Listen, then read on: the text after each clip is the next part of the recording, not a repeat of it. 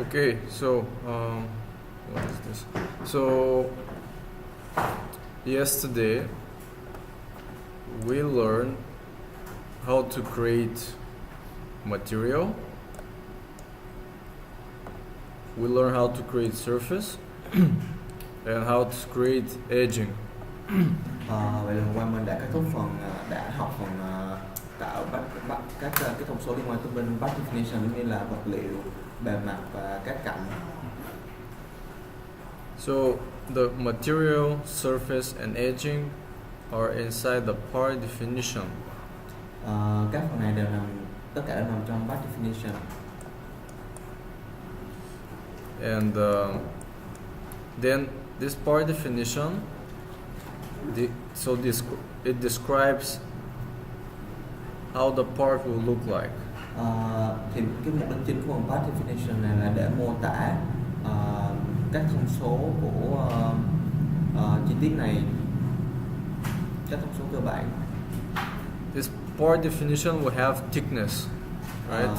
Trong này sẽ bao gồm độ dày. And this thickness will be the core material thickness plus the surface thickness, if there is one. Thì độ dày sẽ bao gồm độ dày của vật liệu và độ dày của bề mặt. And then referencing the thickness of these two together, the surface and the core material, we'll place an edge bending if it's possible, right? So because we have different heights for the edging. Can you repeat that? So if this thickness is suitable, we can place edge bending here. Okay. So you mean the total thickness of The total thickness of the core material plus the surface. Okay. Thì nếu mà tổng độ dày của vật liệu và bề mặt nó phù hợp với là cạnh thì mình sẽ có thể áp cạnh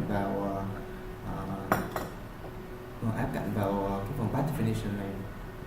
Cái này giống như là một cái cấu trúc của người ta, ví dụ như mình thấy là cái article designer là ví dụ như là article bên mình gọi là component construction principle gì đó, cái gì đó, phụ kiện cái gì vậy? Là cái article có thấy là bây giờ mình thấy là definition này là giống như là một cái tấm được kết nối từ cái vật liệu đó là bề mặt và dán cạnh kết hợp với construction principle đó của nó là nó ra là cái phụ kiện, thì cái vật liệu mà được kết hợp từ những cái kia cộng với cái phụ kiện là nó ra cái article designer. Cái đó giống như là cái cấu trúc của một cái sản phẩm, phải không? Đúng không? Thì cái này nó được tạo ra là từ cái article, nó được tạo ra từ những cái bước như thế này. Những cái thành phần tạo ra cái bước. Cấu trúc gì là cấu trúc á? Analytical là một sản phẩm. Nó trong sản phẩm nó có nhiều khi nó có kết cấu và nó có kết nối nữa.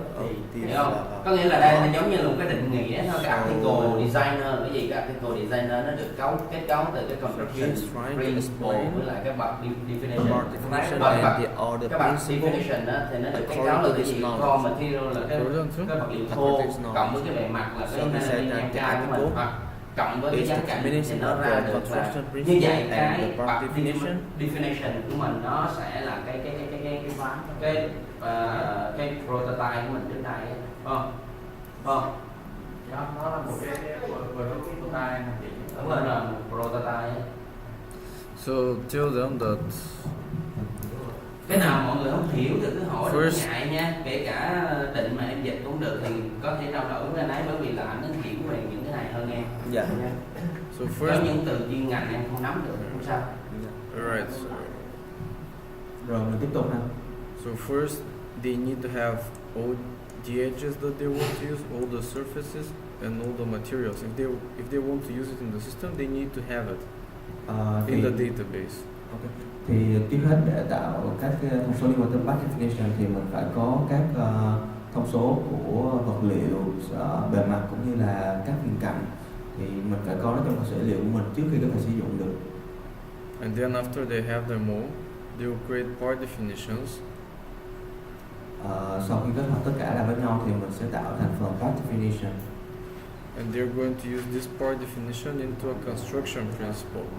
Sau đó mình sẽ áp dụng path definition này cho phần construction principle là nguyên tắc cấu trúc. So this construction principle creates the article. Sau đó là construction principle này sẽ tạo thành một article designer hoàn chỉnh. Create the article inside. It's not only an article designer, create article, because there's different way also, not only article designer. But let's say you need to have the construction principles to create article. Thì cái phần construction principle này là điều kiện cần để mình có thể tạo thành một article. Okay, so yesterday we created material, surface and edge, but we don't know how to create color. Okay, so now we'll learn how to create colors. Thì hôm qua này mình đã học về cách tạo các phần vật liệu bề mặt và cạnh, nhưng mà mình vẫn chưa học về cách tạo màu. Thì hôm nay mình sẽ bắt đầu học phần này. So we know where to apply them inside the core material, the surface and the edge, but we have to know how to create one color to use it. Thì mình đã biết cách chọn màu cho những cái phần vật liệu bề mặt và cạnh, nhưng mà mình cũng chưa biết cách tạo một cái màu riêng, cho nên là mình sẽ bắt đầu học phần này. Okay, so first we need to download color. So we can go, if you have one picture it's okay, if not go to Google and we download the picture. Bây giờ trước mắt là mình sẽ tải màu về. Thì nếu mà mình chưa có hình á, thì mình có thể lên Google để tìm hình tải về. So we need to pick one and the best size is 1000 by 1000 pixels. Thì cách tìm kiếm mình có thể quan sát giống như trên màn hình đang nhấn á, thì 1000 x 1000 là kích thước của hình. With if you can find with horizontal green, it's okay, it's better. Let's see this one. Nếu mà mình có thể tìm hình có vân ngang thì nó sẽ tốt hơn. And it needs to be seamless, so when I apply another one with the same image next to it, so you don't see where one ends and when the other starts. Thì mình khi mà mình tìm hình á, mình nên tìm cái hình mà nó càng liên tục càng tốt, giống như là mình có thể sử dụng hai hình giống nhau để ghép vào mà nó không có tạo ra cái sự đứt quãng gì đó. Nói chung là tạo sự liên tục nó sẽ dễ hơn. Okay, so I'll save this. What I did, no share, save picture, and I place it on the desktop.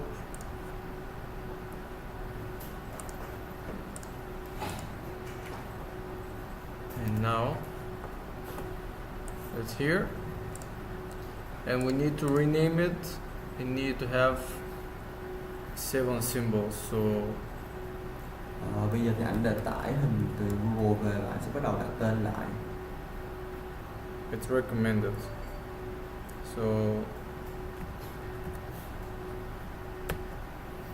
then I will take this picture, cut it, and go to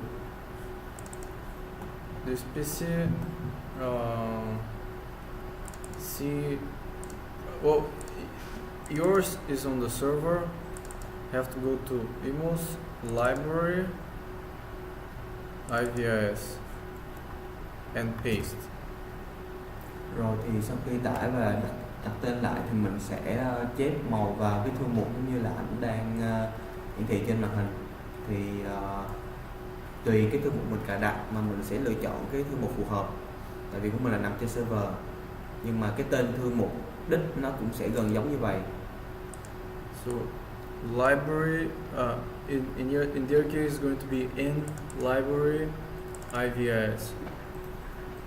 Đó thì mình chỉ cần nhớ cái quan trọng nhất á, là từ cái phần iMOS AG trở đi. Còn ở trước thì nó sẽ tùy vào thư mục mình cài đặt trên máy mình. They have a map device, a device on the computer. The letter is N. They have to go to N library IVIS and then paste it.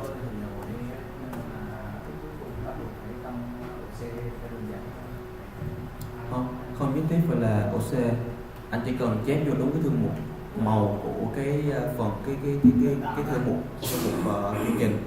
Giả sử như là cái thư mục của anh nằm ở ổ nào cũng được, em không biết, nhưng mà anh sẽ vô thư mục cái chương trình đó, sau đó anh vào phần library EX, sau đó anh vào IVIS. Cái phần trước anh không quan tâm.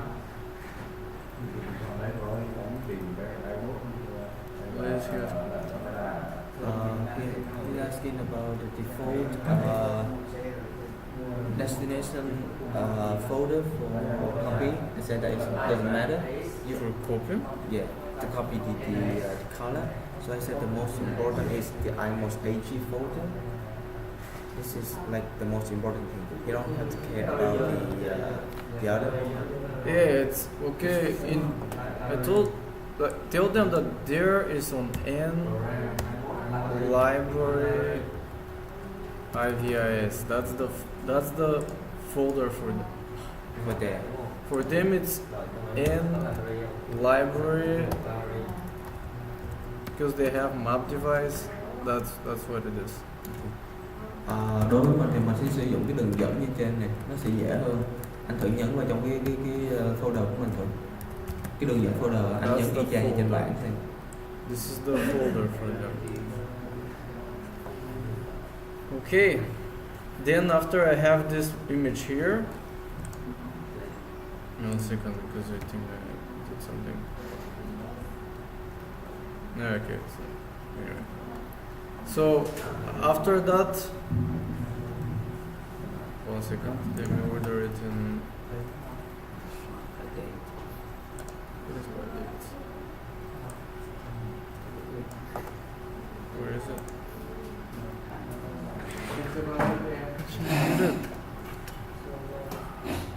Okay, 1 second. Okay, save picture. Oh, okay. So this is the one. I cut it and paste it in that folder. Then I need to remember that name.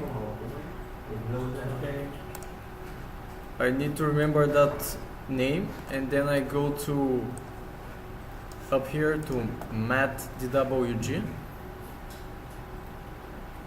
I go to mat.dwg.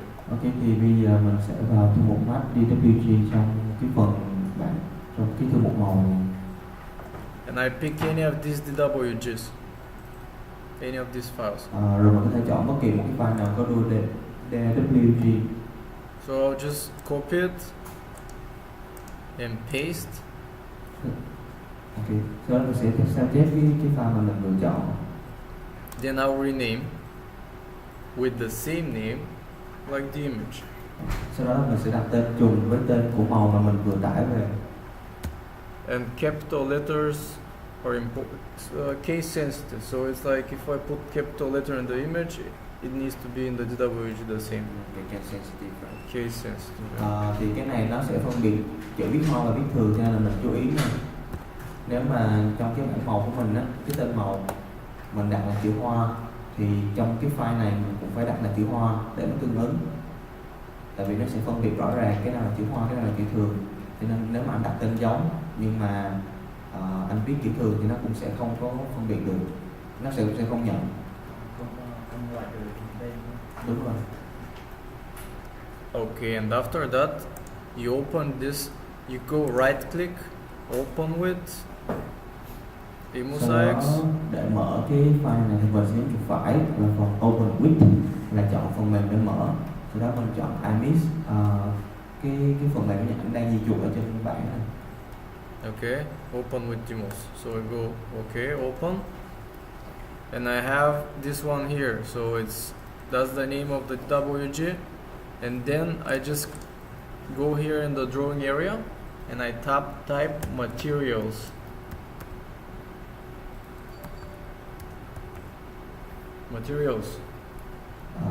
Sau khi mình mở file lên thì nó sẽ tự động tạo một tab có tên của cái màu này, thì anh sẽ nhấn vào một điểm bất kỳ trên phần vẽ và anh nhấn material như mà anh thấy trên bảng.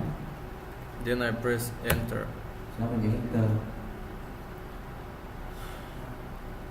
And then I have always two of these here. Lúc nào mình cũng sẽ có hai cái file mặc định giống như là trong hình. One of them is global, the other one is with the name of the DWG. So this one, I'm changing this one. Okay. Thì một cái là global, một cái là EGD020. No, it's just tell them that we're changing not the global one, but the other one. Okay. Always. Thì bây giờ mình sẽ đổi tên của cái thư mục còn lại. Riêng cái global là mình sẽ không đổi nha. So right click, edit. Thì mình sẽ nhấn chuột phải và chọn edit. So I have this menu here, and then I click here and I rename. Well, sometimes you cannot rename for some reason, so you have to, if you cannot rename here, you can go to information. If it's not possible, left click, right click, and if that's the case, then you cannot change this WG, it's locked, so you have to take another one. Usually trong một số trường hợp mình không thể đổi tên cho cái file này thì mình sẽ chọn một cái phòng khác. So usually the Imus ones are fine. I took one from Megger, that's why it didn't work. So let's say if I take this one and copy and paste, then I rename again. So rồi bây giờ mình sẽ chọn một file khác ha. did the same thing. So right click, open with Imus. I type materials, enter. I click here, right click, edit.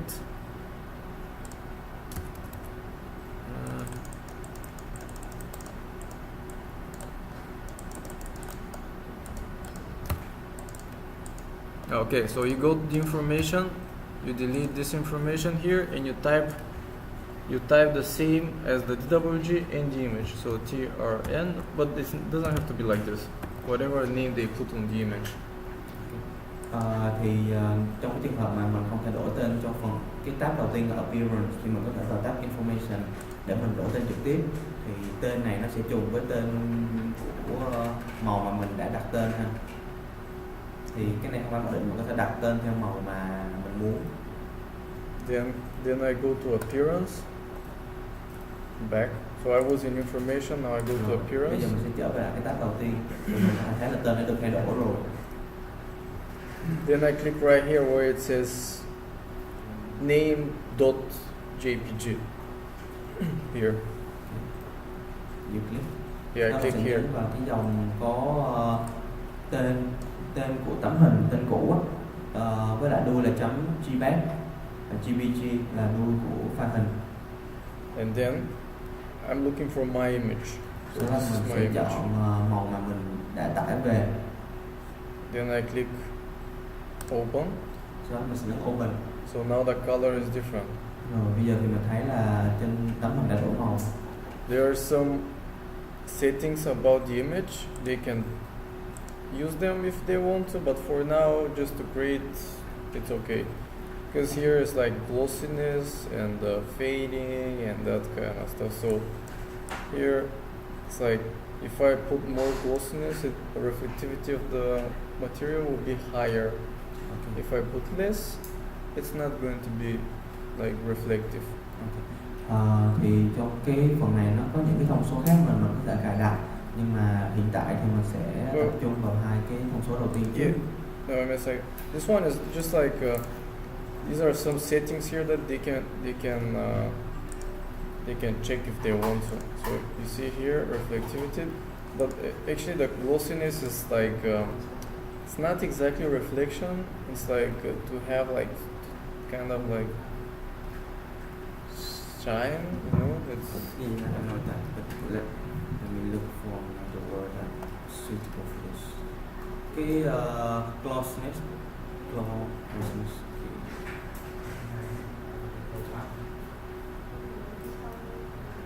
Thì ngoài những cái thông số ở hai cái ở trên đầu thì mình có thể thử check những cái ở dưới ha. Thì khi mà mình nhấn vào nó sẽ có hình của những cái thông số này sẽ dễ dàng.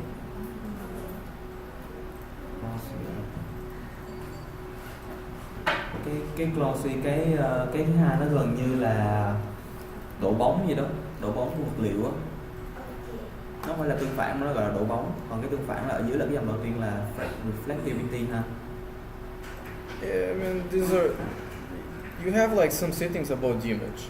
Pretty much that's it. They can check. It's not necessary if they just want to use it like this. They can use it like that. So after we change the name here with the same name as the image, we pick the image, we can close. We're done here. Khi mà mình đã điều chỉnh được các thông số xong rồi, mình sẽ tắt cái cửa sổ này bằng cách là nhấn vào dấu X. And then we just click here the close button. That's it. Thì mình chỉ đơn giản là nhấn tắt vậy thôi. Ok, mình đã cài đặt xong. So we click close there. We click close here. Mình tắt luôn cửa sổ còn lại ha. And then we click right here close and yes for save. Và mình cũng sẽ tắt tab trên cái cửa sổ mình đang thấy, sau đó là nhấn yes để lưu lại. Because we want to save the DWG with these properties.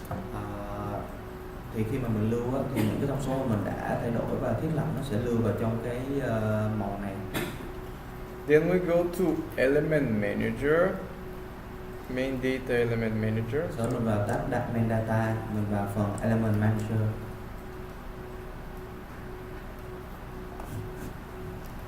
Where is it?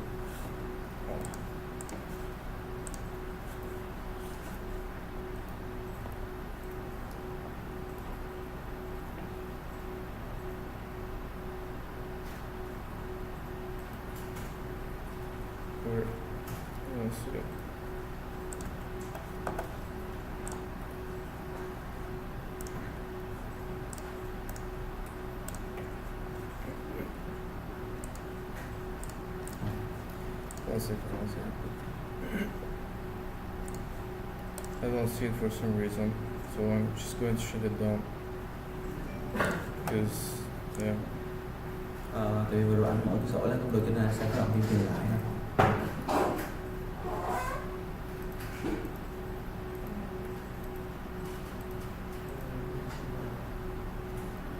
Okay, so let's see. So Rồi mình sẽ vào phần Main Data, mình mở Element Manager. okay, I know what it is.